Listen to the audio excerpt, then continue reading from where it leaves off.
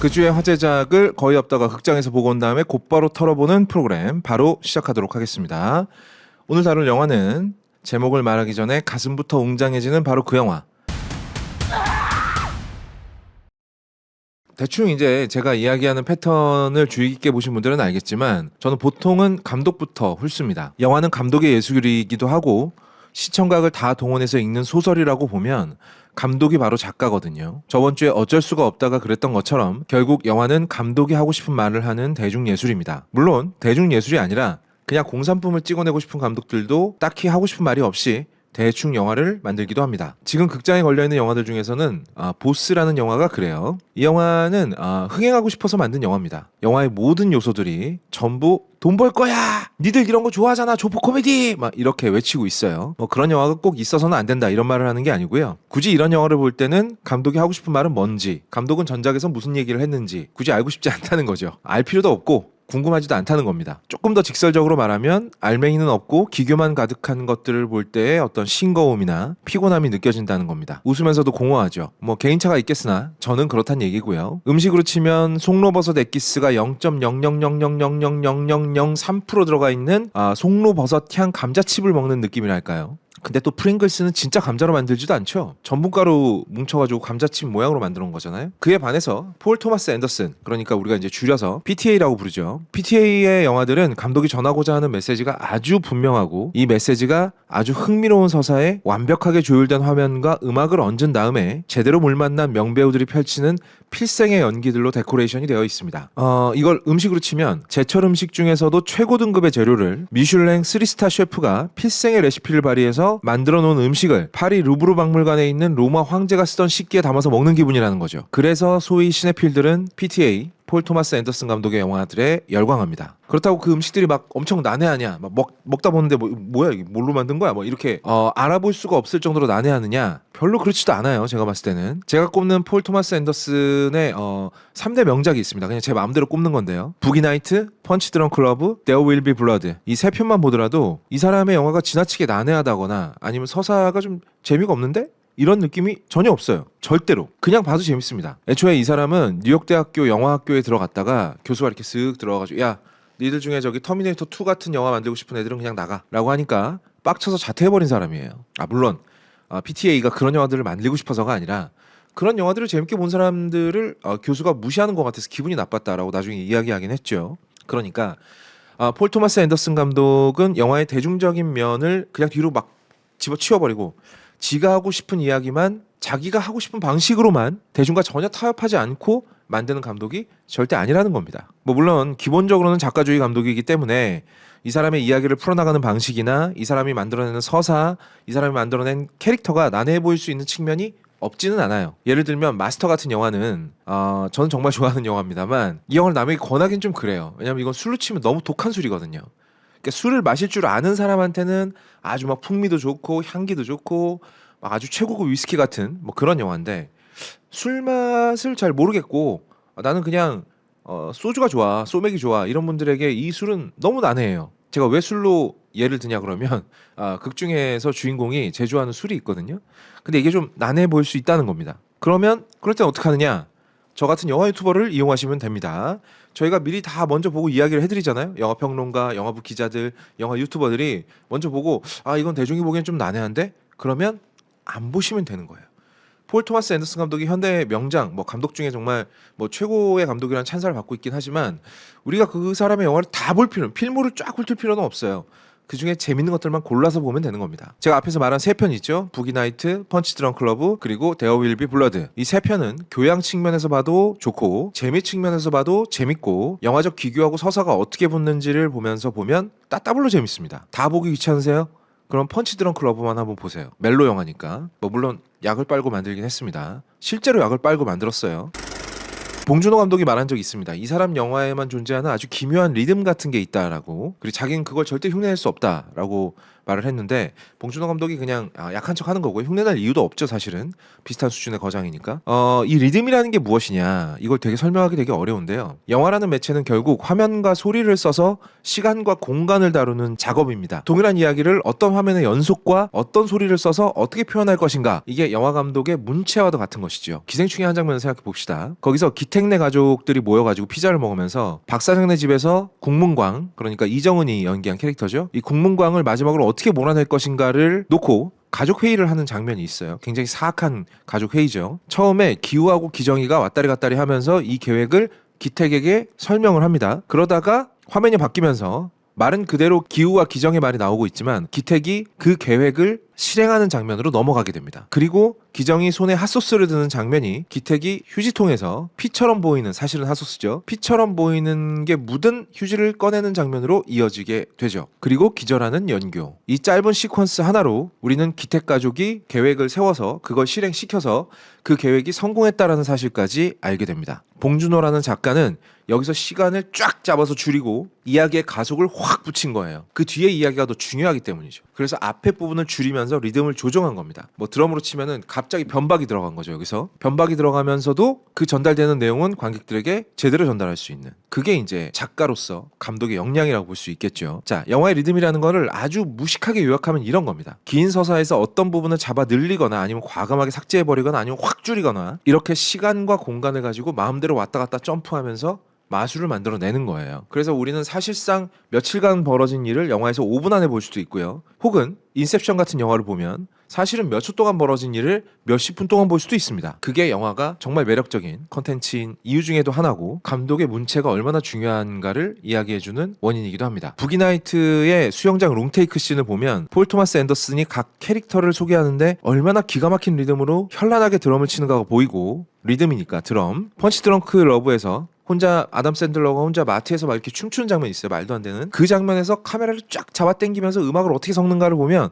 야, 이 양반이 그냥 이렇게 잡아 늘리거나 잡아 줄이거나 뭐 이렇게 하는 것만 잘하는 게 아니라 아주 간결한 리듬을 잘 치는구나. 거기다가 There Will Be Blood의 라스트 씬에서 화면의 움직임과 음악과 대사를 배치하는 걸 보면, 와, 그 순간을 정말 어떻게 예술적으로 이 사람이 잡아내는가, 그러면서도 영화의 주제를 담아내는가 알 수 있습니다. 이거는 솔직히 말하면 재능의 영역이에요. 왜냐면 영화를 찍는 상황에서 감독은 이게 화면에 어떻게 나갈지 알 수 없거든. 편집을 해서 내가 그 부분을 만들어낼 것까지 전부 머릿속에 들어있어야 필요한 장면을 차차차차 만들어내서 그대로 찍고 화면에 소리를 넣고 쫀득한 대사를 붙이고 음악을 어떻게 배치하고 막 이런 것들은 어떻게 보면 굉장히 재능의 영역이에요. 이건 배운다고 할 수 있는 일은 아닙니다. 물론 배우면 어느 정도 흉내는 낼 수 있겠죠. 네. 근데 배워서 될 거면 왜 지구상에 폴 토마스 앤더슨이 한 명밖에 없겠습니까? 자, 어쨌든 이 양반이 괜히 천재라고 불리는 건 아닙니다. 그 분야의 최고수들이 모여서 하나같이 다 얘는 천재야 라고 말하는 건 다 이유가 있는 거예요. 그렇게 처음부터 끝까지 칭찬만 늘어놓게 되는 PTA의 새 영화, 그답지 않게 무려 2억 달러 가까운, 원래 제작비는 1억 3천만 달러라고 나와 있는데 뭐 마케팅비니 뭐니 해가지고 아마 2억 달러 가까이 썼다고들 해요. 그렇게 거액의 제작비를 들여부은 영화 원 배틀 애프터 어나더는 어떤가, 지금부터 이야기해 보겠습니다. 영화 유튜브를 시작하고 나서 이런 표현을 써보는 거는 되게 참, 이게 진짜 일생에 몇 번이나 있을 일인지 잘 모르겠는데 이 표현을 쓰게 되는군요. 그냥 가서 보시면 됩니다. 이 영화는요, 남녀노소 가리지 말고 아무런 정보도 얻지 말고 뭐 해석 이런 거 읽지 말고 제일 가까운 극장에 가서 보시면 되겠습니다. 박평식 평론가가 만점을 줬죠. 뒷부분의 리뷰에는 스포가 포함되어 있으니까 먼저 알려드리자면, 저 또한 이건 그냥 10점 만점입니다. 아이맥스로 찍어놓긴 했는데 굳이 아이맥스 아니어도 상관없고요. 어차피 이 영화는 비스타비전이라는 아주 고대 유물에 가까운 카메라를 35mm 필름으로 찍었단 말이에요. 그러니까 어차피 우리는 완벽하게 이 감독의 의도대로 이 영화를 볼 수 있는 방법이 없어요. 왜냐하면 비스타비전 카메라로 찍은 거를 제대로 상영할 수 있는 극장이 전 세계 4군데밖에 없거든요. 우리나라에는 없습니다. 원본 그대로 볼 수 있는 방법은 없으니까 그냥 이것저것 따지지 말고 아이맥스 뭐 너무 집착하지 마시고 그냥 가서 보시면 되겠습니다. 무조건 보세요. 극장에서 보시기 바랍니다. 또 우리나라 극장들이 왜 그 상영 기간이 이렇게 짧아? 빨리 이런 건 좀 이렇게 장기 상영도 하고 이래야지, 이렇게 좋은 영화를. 어쨌든 지금 이 시점에서 가장 의미 있는 행동은 극장에서 내려가기 전에 이 영화를 극장에서 보는 겁니다. 겁나 재밌거든요. 단 이 영화를 봐도 이게 뭔 말인지 모르거나 혹은 이 영화를 보면 안 되는 사람이 있습니다. 제가 지금부터 알려드릴 테니까 냉정하게 생각해서 내가 그런 사람이다 라고 생각되면 굳이 이 영화 보지 마세요. 첫 번째, 이 영화를 보시면 안 되는 분들, 지금 우리 사회를 이루고 있는 시스템, 그게 자본주의라고 해도 좋고 민주주의라고 해도 좋고 뭐가 됐든지 간에 법과 제도와 간섭으로 이루어진 우리 사회의 외피, 그리고 그 속 안에 모든 절차들에 정말 아무런 문제가 없고, 만약에 어떤 모순점이 있어서 그 모순점 때문에 개인이나 집단, 나아가서는 인종에 따라서 희생당하고 그것이 지금의 시스템을 만든 근본적인 이유에 저촉되는 부분이 있더라도 개인 따위가 거기에 따지려고 들면 안 되고, 입 닥치고 아무 말도 하면 안 되고 아무 행동도 하면 안 된다고 생각하는 사람, 이런 분들에게 이 영화는요, 사회 규범을 해치는 불순분자들이 나와서 욕하고 깽판치는 얘기로 보일 겁니다. 왜 최근에 미국에서 경찰들이 과잉 진압을 하는 바람에 수많은 이민자들 혹은 이민족들이 거의 테러에 가까운 폭력을 당하는 영상들을 보면서, 아니 이게 무슨 일이야? 저 사람들 왜 저래? 아무리 경찰의 단속에 협조적으로 순응하지 않았다 그래도 저렇게 자동차 유리창을 막 깨고 막 개처럼 끌어내는 게 말이 돼? 저 사람이 도대체 무슨 죄를 지었다고 저러는 거야? 라고 반응하는 사람들이 대부분이죠. 이게 상식적이기도 하고. 그런데 거기 밑에 요런 댓글 다시는 분들 있죠. 이봐 역시 그 인종은 과학이야. 그러길래 경찰이 시키면 순순히 말을 들어야지 왜 개겨. 개기니까 쳐맞잖아. 총 맞고 대가리에 구멍 안 뚫린 게 다행이지. 우리나라 경찰도 저래야 돼. 뭐 인권 막 타령하니까 범죄자 새끼들이 말을 들어먹지 않잖아. 막 개처럼 패야 돼. 이렇게 반응하시는 분들이 있죠. 네, 이렇게 반응하시는 분들은 이 영화 보시지 마세요. 봐도 상관은 없는데 아마 감독의 메시지를 심각하게 오독을 하거나 폴 토마스 앤더슨이 극렬 좌파들의 편을 들어주고 있다고 착각할 확률이 큽니다. 그럼 이제 극장에서 나오면서 욕을 하겠죠. 돈 버렸다고. 실제로 지금 그 어디야, 뭐 왓챠나 이런 데서 댓글로 많이 보여요. 아니 이런 극좌파들을 빨아주는 영화를 만들다니. 네, 빨아주는 영화 아닙니다. 자, 두 번째, 반대 경우도 마찬가지입니다. 지나친 혁명주의자들, 우리 사회는 처음부터 끝까지 다 잘못됐다, 다 때려 엎어야 된다, 근본부터 뒤집어 엎어야 돼, 폭력적인 방법 상관없어, 동원해, 다 때려 엎어버리고 저 자본주의 개들 다 죽여야 돼, 레볼루션, 전복, 혁명 막 이렇게 외치시는 분들, 뭐 혁명의 숭고한 가치는 절대 아무런 오점도 생길 수 없어 라고 외치시는 분들 별로 안 계실 것 같긴 한데, 이런 분들도 이 영화 보시면 안 되겠습니다. 감독의 메시지를 심각하게 오독할 확률이 커요. 요즘 들어서 뭐 미국이나 우리나라에서 이 두 가지 진영, 그러니까 양쪽 극단에 있으신 분들이 자꾸 행동이 비슷해져 간다는 느낌이 들긴 하는데, 어쨌든 이 양쪽 끝에서 다 욕을 들어 처먹을 확률이 높다는 얘기는 뭐다? 폴 토마스 앤더슨은 그 어느 쪽의 편도 들지 않았다는 겁니다. 그게 사실이에요. 여기에는 해석의 여지가 있을 수 없습니다. 왜 그런지는 뒤에 가서 얘기하죠.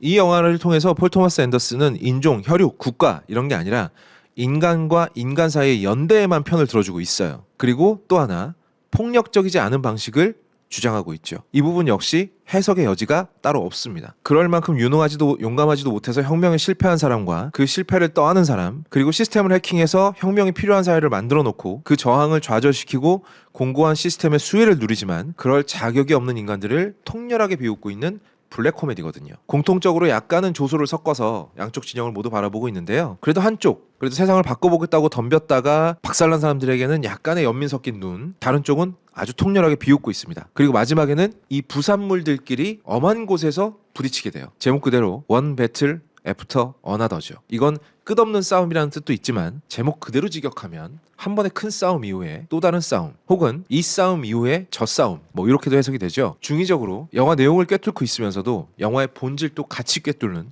굉장히 훌륭한 제목입니다. 지금부터 하는 이야기는 이 영화의 서사를 포함해서 저 나름의 해석을 덧붙일 예정입니다. 그러니까 당연히 스포 없이 영화를 보고 싶으신 분들은 여기서 멈추고 영화를 보러 가시면 되겠습니다.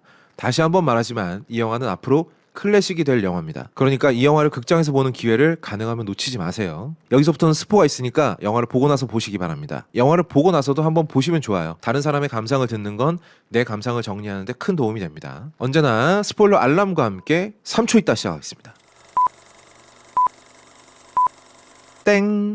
여기서부터는 제 책임 아닙니다. 저는 스포 경고했어요. 이 이야기는 먼저 16년 전에 시작합니다. 16년이 지난 이유가 지금 현재하고 정확하게 맞물리지는 않는 것 같아요. 그중에서 마지막에 등장하는 스마트폰이 아이폰인데, 아이폰 출시 연도가 2007년, 그러니까 아이폰 1이 처음 나왔을 때가 2007년이니까 일단 16년 전에, 그러니까 영화 속에서 16년 전은 스마트폰이 없는 세상이거든요. 영화 마지막에 나온 아이폰은 제 생각에 카메라 선 모양이나 이런 걸로 봤을 때, 색상으로 봤을 때 아이폰 13이나 14 정도가 아닐까 생각이 되는데, 그렇다면 16년 전은 2005년 정도가 되겠네요. 아이폰 14가 나온 게 2021년이니까. 근데 이거는 억지로 끼워 맞춘 거에 가깝고요. 대충 과거와 현재, 이전 세대와 그 다음 세대 정도로 나누는 게 더 맞을 겁니다. 시대적인 디테일이 그렇게 중요한 영화는 아니에요. 16년 전에 무장혁명단체가 있었습니다. 프렌치 75라는 혁명단체였는데요. 미국 정부가 국경 지역에서 가둬놓은 이민자들을 해방시키거나 아니면 진보적인 정책을 방해하는 정치인의 사무실을 공격하는 것 같은 폭력적인 혁명 활동을 벌이고 있었습니다. 총, 폭탄 다 사용하는 극렬 좌파 혁명단체예요. 이 프렌치 75의 중심 인물 중에는 퍼피디아 베벌리 힐스라는 흑인 여성이 있었는데 이름이 굉장히 재밌죠. 굉장한 과격분자고 나르시스트이면서 쾌락주의자였습니다. 이 세계가 어떻게 혁명가랑 맞물리는 성격들이 아니죠. 과거에 미국의 어떤 혁명 세력들, 뭐 블랙팬서단이 생각나기도 하고요. 아니면은 굉장히 히피스러운 느낌이 들기도 합니다. 하지만 이 영화 속에서는 이제 가공의 단체고 가공의 인물이니까 그 부분은 뭐 꼭 과거의 레퍼런스에서 뭔가를 찾을 필요는 없고요. 아무튼 퍼피디아 베버리 힐스라는 개인의 특성입니다. 다른 동지들은 혁명 열심히 해요. 근데 언제나 과격분자가 가장 먼저 앞에 나서기 마련이고 이 과격분자는 사실 그 내면으로 들어가 보면 굉장한 나르시스트의 쾌락주의자라는 거죠. 그의 남자친구 게토펫 이라는 인물이 있었는데 이 사람이 바로 레오나르도 디카프리오입니다. 펫이라는 이름에서 풍겨 나오듯이 말 그대로 정말 퍼피디아 베버리 힐스의 펫남이었어요. 펫남. 농담이 아닙니다. 소심한 폭탄 제작자인데 혁명의 주축인 퍼피디아와 연인 관계가 되면서 얼떨결에 자기도 주동자 중에 한 명이 된 사람입니다. 멋있어 보여서 혁명에 뛰어들긴 했는데 막 이렇게 심지가 곱고 막 레볼루션 막 이렇게 외치는 과격분자는 아니었다는 거예요. 오히려 좀 소심한 성격을 가진 사람이죠. 보통 이렇게 뭔가를 만들어내는 사람들이 과격한 성격이기가 좀 힘들죠. 게다가 폭탄 제조자가 과격한 성격이면 얼마 못 살겠죠. 만들다가 터져서 죽었을 테니까. 그리고 또 한 명, 이 퍼피디아가 이민자 수용소를 해방시키는 전투를 하면서 만난 군인 지휘관 스티븐 록조라는 인물이 있습니다. 이 인간도 아주 골 때리는 인간인데 극렬 구구파 체제 수호자면서 인종차별주의자, 또 군인으로서는 굉장히 카리스마가 넘치는 백전노장인데 사실 그 속에는 매저키스트, 그러니까 누구에게 지배당하고 싶다라는 욕망을 가진 사람, 지배를 당하고 싶은 대상이 흑인 여자라는 아주 굉장히 생 변태가 속에 들어있는 인물입니다. 자, 퍼피디아는 이민자 해방 전투에서 스티븐 록조를 처음 만납니다. 딱 만났는데 스티븐 록조가 이렇게 총을 겨눴는데 겁먹지를 않으니까 이 새끼는 이거 폭력에 굴복하는 놈이 아니구나. 그리고 어떻게 하냐 그러면 성적인 모욕을 하게 돼요.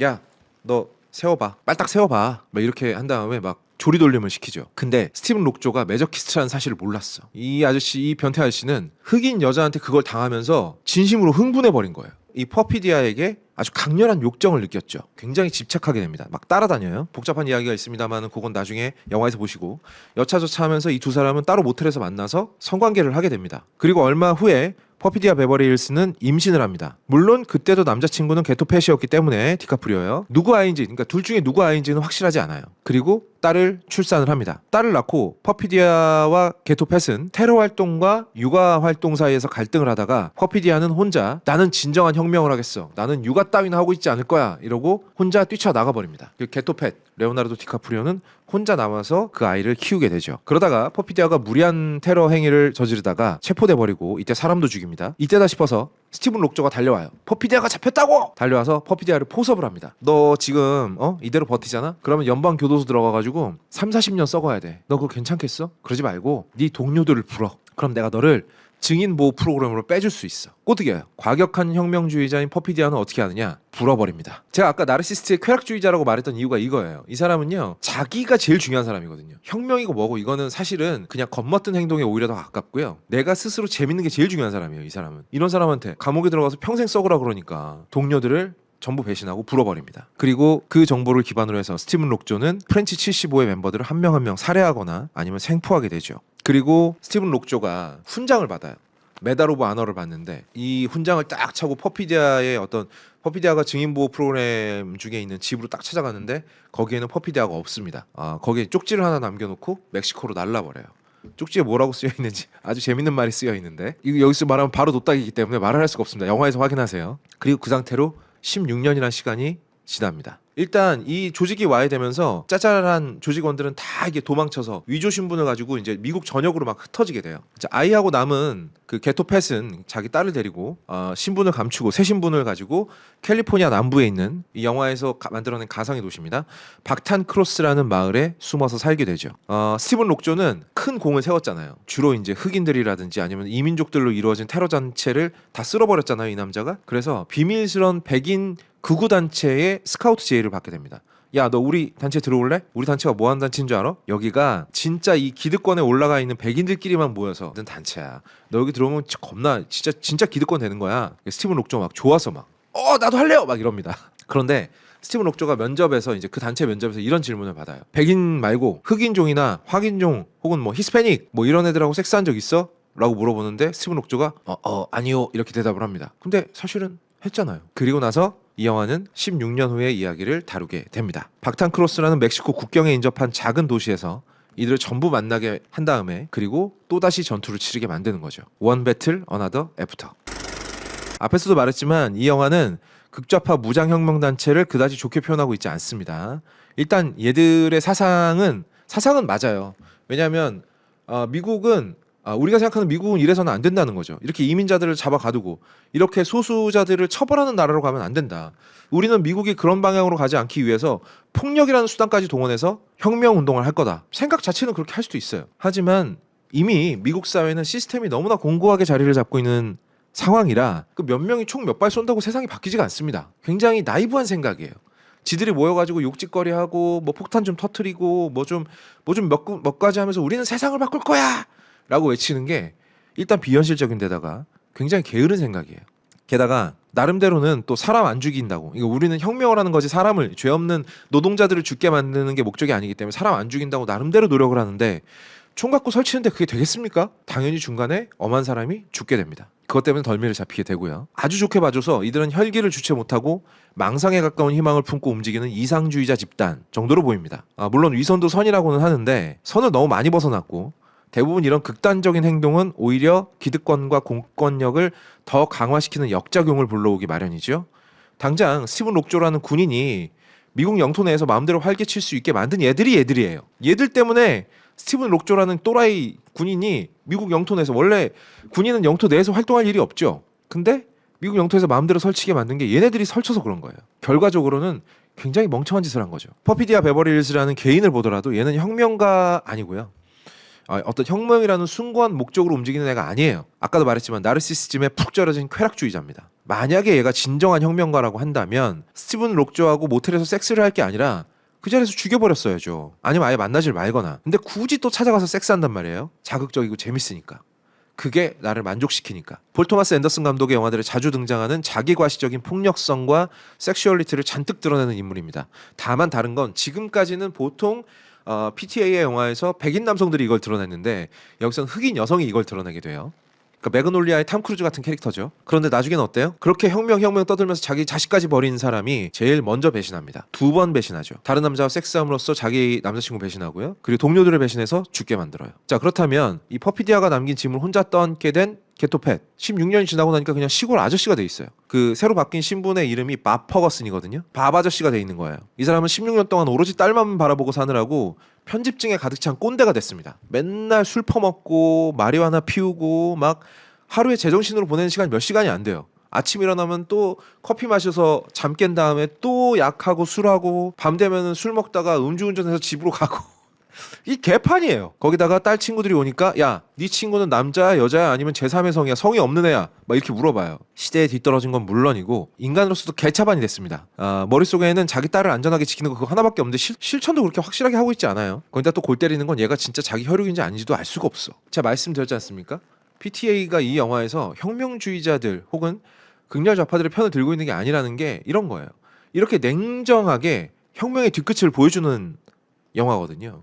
혁명에 실패한 이들이 어떻게 되었는가? 혁명에 실패한 이들은 대부분 비겁자가 되어 흩어져 버리거나 도망가 버리거나 아니면 그 도망자가 남긴 짐을 떠안고 또 다른 꼰대가 되고 있다 라고 말하는 영화가 어떻게 좌파들 편을 드는 영화입니까? 생각을 좀 하고.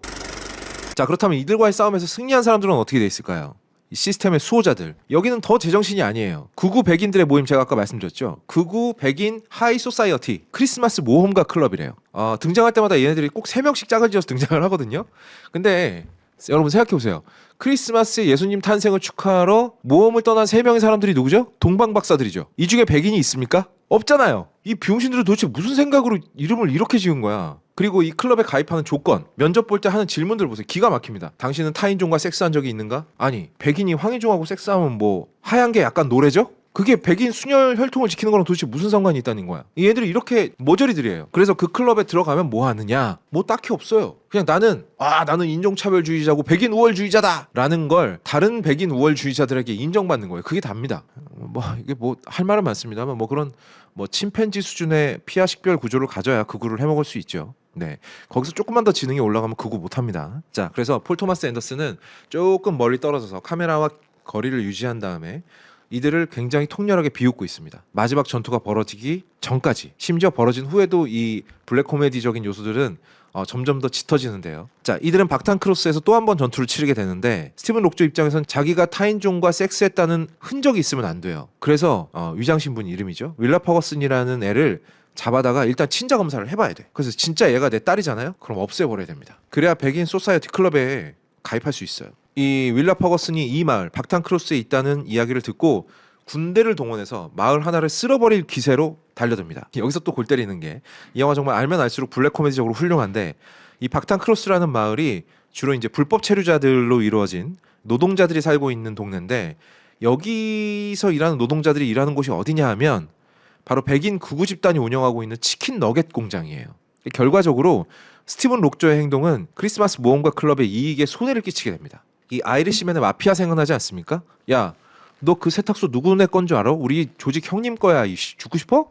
뭐 이렇게 되는 거죠. 자, 이 와중에 밥 퍼거슨, 16년 동안 술과 약에 쩔어가지고 동네 아저씨가 된 밥 퍼거슨은 록조에게 납치당한 자기 딸을 찾으려고 16년 만에 혁명 전사로 돌아가려고 하는데 너무 오래 사람이 썩었어요. 그래서 왕년에도 실력 뭐 그다지였지만 왕년 실력이 전혀 나오질 않습니다. 일단 이 혁명 동지들끼리 쓰던 암구호가 생각이 안 나요. 당연한 일이겠죠. 16년 동안 완전히 잊어먹고 살았는데. 근데 또 얘네 조직은 또 암구호가 그냥 단어가 아니야. 문장이야. 아, 급해 죽겠는데 생각이 안 나. 야, 나 게토패시라는 사람인데 나 알지? 나야. 야, 접선지 좀 알려줘. 암구호 되세요? 아니, 씨발 기억이 안 난다고. 이렇게 되는 겁니다. 디카프리오를 왜 캐스팅했나 했더니 이런 걸로 짜증내고 똥줄 타는 연기가 뭐 디카프리오가 세계 넘버원 아닙니까? 그래서 아마 캐스팅을 한 것 같아요. 자, 이 사람이 핸드폰 충전기 찾아서 충전한 다음에 자기 혁명단체 비상 연락망으로 통화하는 그 롱테이크 씬이 있는데 아주 배꼽을 잡습니다. 너무 웃겨요. 자, 쫓아오는 쪽도 제정신이 아니에요. 쫓기는 쪽도 별로 제정신이 아닙니다. 겉은 굉장히 뭐 이념과 신념으로 무장한 것처럼 포장되어 있는데 속은 다 썩어 문드러졌어요. 스티븐 록조 이 아저씨 제가 말씀드렸잖아요. 이 아저씨 사실은 흑인 여자 러버라니까. 그런데 인생의 목표가 백인 순혈들로 이루어진 소사이어티 클럽에 가입하는 게 인생의 목표야. 이 제정신이냐고요. 제정신 아니죠. 과거의 혁명 전사들 이미 혁명의 가치는 훼손되어 버린 지 오래고 배신자 한 명 때문에 조직은 작살이 났고 이제 록조 같은 애들이 쫓아오는 거예요. 쫓기는 쪽도 쫓는 쪽도 혁명을 하던 쪽도 지키던 쪽도 다 제정신이 아닙니다. 이들 중에서 관객들이 진짜로 편들어줄 만한 사람이 없어요. 보면 다 한심하거든요. 혹시나 디카프리오가 자기 딸을 찾는 과정에서 뭐 테이큰 같은 걸 찍을 거라고 기대하신 분이 계신지 모르겠는데 이 밥 퍼거슨 아저씨는 체크무늬 그 목욕 가운 같은 거 입고요. 온갖 멍청한 짓만 하고 다녀요. 총을 쏘는데 한 발도 못 맞추고요. 심지어는 이 다른 사람들이 막 뛰어가는데 거기 제대로 못 쫓아가지고 건물에서 떨어집니다. 건물에서 떨어진 다음에 테이저건 맞고 기절해요. 자, 디카프리오와 쇼펜으로 대표되는 이전 세대들은 이제 더 이상 희망이 없습니다. 그럼 중요한 건 누구겠어요? 그렇습니다. 바로 체이스 인피니티가 연기한 윌라 퍼거슨, 그 다음 세대입니다. 이 윌라 퍼거슨이라는 인물이 정말 재밌는데 이 사람은 일단 흑백 혼혈이고요. 아버지는 극렬 극우주의자의 인종차별주의자고 흑인 여자한테 지배당하고 싶어하는 매저키스트입니다. 어머니는 뭐죠? 극좌파 무장혁명단체 수장이었는데 그건 껍데기고 그 속에는 비겁한 나르시스트이자 이기적인 쾌락주의자가 진짜 정체였습니다. 좀 이런 말은 좀 그런데 정말 더러운 핏길이 만나가지고 태어난 사람이죠. 거기다가 진짜 아버지 친부는 얘를 찾아내서 죽여버리려고 하고 친모는 예전에 얘를 버렸습니다. 얘는 자기 친부가 아닌 사람과 박탄 크로스라는 국경 인근 지역에서, 그러니까 완전 변두리 중에 완전 시골 변두리죠. 불법 체류자 노동자들과 함께 살면서 유년 시절을 보냈어요. 거기서 베네시오 델 토로가 연기하는 세르히오라는 인물에게 가라데를 배우면서 심신수양을 했죠. 출생부터 실수로 태어나서 버림받은 어둠의 자식, 거기다가 부모가 죽이려고 하는 자식, 온갖 인종들과 불법 체류자들이 넘쳐나는 도시에서 막 섞이면서 자라는 아이, 얘가 바로 윌라 퍼거슨입니다. 도대체 이 아이는 누가 지켜줘야 될까요? 지금 친부가 잡아 죽이겠다고 달려오고 있는데 약쟁이 술꾼 아빠? 멕시코로 도망간 친모? 누가 얘를 지켜줄 수 있는가? 이 영화가 갑자기 진지해지는 부분은 이 부분입니다. 과연 지금 미국의 이 다음 세대는 과연 누가 지켜줘야 되지? 어떻게 이 아이들을 지켜줄 수 있을까? 폴 토마스 앤더슨이 이 영화로 던지고 싶은 질문은 이거예요. 여기서부터는 이제 제 나름의 해석입니다. 이 윌라 퍼거슨을 구원하는 몇 가지 존재들이 있어요. 첫 번째는 혁명 무장단체에서 가졌던 신념을 제대로 간직하고 있던 동지들이 있습니다. 원래 같은 걸 하더라도 대충 겉멋으로 하는 사람이 있는가 하면 그 이유와 목적을 제대로 알고 제대로 근본부터 다져나가는 사람이 있기 마련이죠. 학생운동도 그냥 멋으로 하는 사람 분명히 있었어요. 하지만 정말 세상을 구하겠다는 순수한 신념을 품은 사람들도 많았죠. 마찬가지입니다. 이쪽에서도요. 무장혁명단체의 일원이긴 했지만 정말로 세상을 옳은 방향으로 바꿔나가기 위해서 16년이 지나도록 싸우고 있는 사람들이 있었습니다. 총과 폭탄을 드는 게 아니라 말과 글로 지금까지 싸우고 있던 사람들, 이들이 첫 번째로 윌라 퍼거슨을 구해줍니다. 두 번째, 박탄크로스라는 마을은 불법 체류자들이 모여있는 곳이에요. 이 언제든지 미국 정부가 조금만 마음먹으면 바로 쫓겨날 수 있는 상황에서 이 사람들은 서로가 서로를 믿을 수밖에 없겠죠. 같은 편이 될 수밖에 없어요. 그래서 아주 단단한 커뮤니티를 갖고 있는 불법 체류자 마을 사람들이 밥 퍼거슨을 구해줍니다. 2번이나 구해줍니다. 이들은 스티븐 록조가 군인들을 잔뜩 이끌고 마을을 덮치는데 겁먹지 않고, 왜냐하면 언제나 이런 걱정 속에서 살았으니까 침착하게 대응하면서 서로를 구해줍니다. 그리고 결론적으로는 윌라 퍼거슨을 구해주도록 하는 거죠. 베네치오 델 토로가 시카리오에 이어서 또 한 번 정말 눈물나게 멋진 배드스를 연기하는데, 마지막에 이제 경찰에게 잡히는 장면이 있어요. 거기서 하얀색 도복 바지를 입고 그 위에 점퍼를 하나 걸치고 이 점퍼를 이렇게 싹 들어 올리면서 춤추듯이 턴을 하는 장면이 있는데, 정말 진짜 뭐랄까, 어떻게 저렇게 멋있지? 눈물 날 뻔했습니다. 이 이야기는 나중에 기회가 생기면 라이브로 더 해볼게요. 그리고 세 번째, 윌라 퍼거슨을 구하는 건 바운티 헌터입니다. 바운티 헌터가 이제 현상금 사냥꾼인데, 그러니까 스티븐 록조의 따까리 청부업자로 살고 있는 아반티라는 사람이 있어요. 이 사람은 스티븐 록조의 따까리로 살아요. 야, 너 가서 누구 잡아와. 그러면 잡아오고, 너 가서 쟤 납치해와. 그러면 납치해오고. 근데 마지막에 얘가 윌라 퍼거슨을 구원하게 되죠. 그것도 자기 목숨까지 바쳐가면서. 근데 이 사람이 인디언 혼혈입니다. 지금 현재 미국에서 가장 소외되고 이제는 거의 멸종에 가까운 수준으로 몰린 인종이고, 백인들한테는 맨날 비웃음이나 당하고 그들이 흘려주는 찌꺼기나 받아먹던 인생인데, 백인 용병 쓰레기들이 16살 먹은 여자아이를 죽인 다음에 묻어버리려고 하는 꼴을 보니까 이건 아니다 싶었던 거죠. 그래서 마지막에 마음을 돌려서 윌라 퍼거슨을 구하고 자기 스스로는 죽음을 선택합니다. 네 번째 윌라를 구하는 건 뭘까요? 바로 자기 자신입니다. 뒤쫓아오는 추격자들로부터 어떻게 스스로를 구원하는가. 이 마지막 추격전 장면이 정말 예술인데, 도로가 이렇게 되어 있어요. 이렇게 오르막 내리막 오르막 내리막 오르막 내리막 이렇게 연속되는 그 도로에서 윌라가 먼저 이렇게 차를 몰고 달려갑니다. 그리고 뒤에 추격자가 이렇게 따라와요. 이 오르막 내리락이 반복되는 언덕길 추격전은 정말 영화 역사에 남을 만한 정말 대단한 추격전인데요. 생각해보면 결국 이건 정말 많은 걸 은유하고 있어요. 결국 우리는 누군가는 세상을 바꾸려고 했다가 실패했다, 바꾸려고 했다가 실패했다가, 폭력을 동원했다가 망했다가, 폭력을 동원했다가 망했다가, 배신하고 배신당했다가, 배신하고 배신당했다가. 인류의 역사는 그런 식으로, 그러니까 이렇게 발전해 온 게 아니라 이렇게 발전해 왔죠. 발전이라는 말은 좀 그래요. 지금은 퇴화에 가까우니까. 이런 식으로 계속 앞으로 이어져 왔습니다. 그런데 여기서 윌라가 스스로를 어떻게 구원하는가?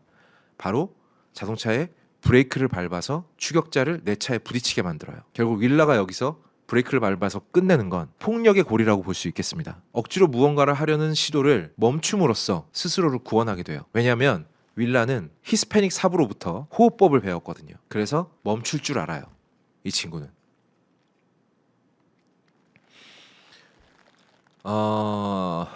결국 이렇게 올라갔다 내려갔다 하는 도로에서는 백미러를 통해서 나를 쫓아오는 사람들을 제대로 볼 수 없어요. 내가 앞으로 가야 할 길도 제대로 볼 수가 없죠. 그런 경우에는 일단 멈춰야 한다. 일단 지금 우리가 손에 들고 있는 모든 폭력적 수단을 일단은 멈춰야 한다 라는 메시지로 읽혔습니다. 저한테는. 오늘 굉장히 분량이 많죠. 아마 대부분 화연 없이 나갈 건데, 영화가 너무 좋아서 제가 좀 흥분을 했는데 정말 생각을 많이 하게 만드는 영화입니다. 인류는 그동안 오르락내리락하는 수많은 전쟁과 수많은 폭력과 수많은 비인간적인 것들을 거쳐서 비로소 평화의 시대에 도달했다라고 스스로들 믿고 있었어요. 그런데 알고 보니까 그게 아니었다는 겁니다. 세대가 세대를 타고 그 전에 시작된 싸움이 여전히 계속되고 있다라고 보는 거예요. 폴 토마스 앤더슨은요. 그럼 그걸 어떻게 멈출 것인가? 이 끝없이 이어지는 싸움, 세상을 바꾸려는 자들과 이 세상의 기득권을 지키려는 자들의 이 정말 끝나지 않는 싸움은 어떻게 지키고 우리는 이 다음 세대를 어떻게 구원할 것인가에 대해서 PTA 감독은 정말 진지하게 묻고 있습니다. 그렇다고 건방지게 지가 답을 내리는 게 아니에요. 여전히 윌라는 마지막 순간에 총을 써서 자기를 쫓아오던 백인 남자를 살해합니다.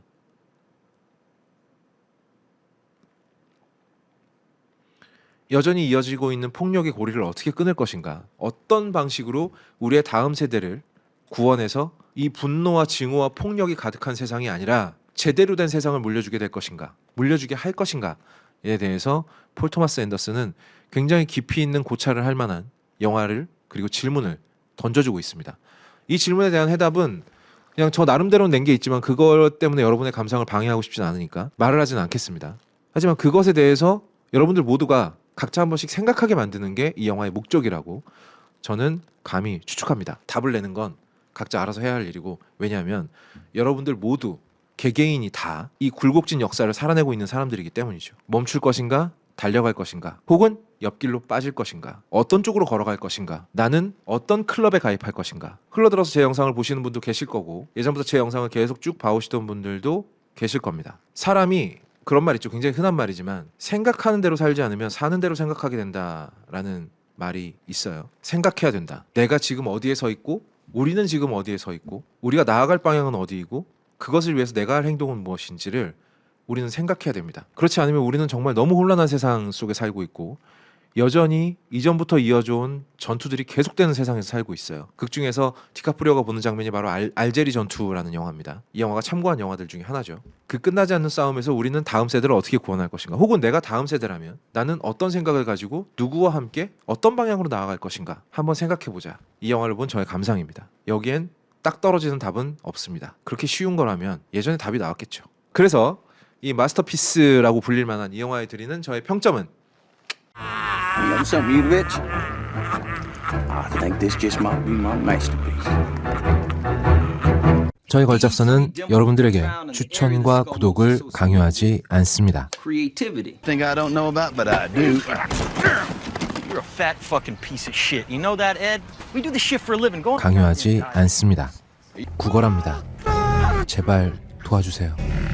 제발 눌러주세요. 뭘? 이걸. 그리고 이걸. Shoe dog.